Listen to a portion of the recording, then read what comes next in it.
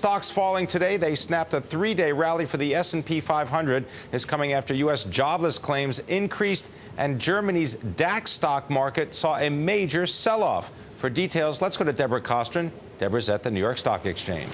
Thanks a lot, Pimm. Yes, well, we broke that perfect record we were working on for this week. And despite Warren Buffett's $5 billion investment into Bank of America, certainly shored up confidence in that stock, but it couldn't help the markets overall. Instead, the market really kind of focusing on the jobless claims that increased. And of course, we also saw all that selling in Europe. Particularly, we saw a lot of shorting of German stock futures, and the market could not shake that. Traders saying that when we're talking about the economy, certainly not out of the woods, and the market certainly reflecting that. Also, traders mentioned that the European situation is still a mess here, Pimm.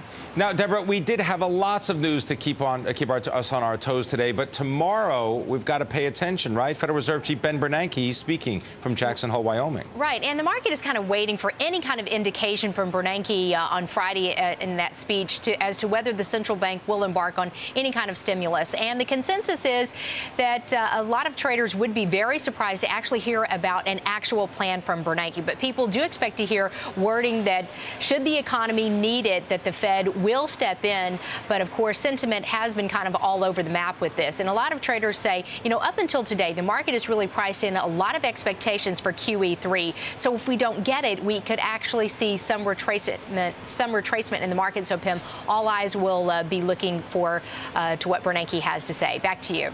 Indeed.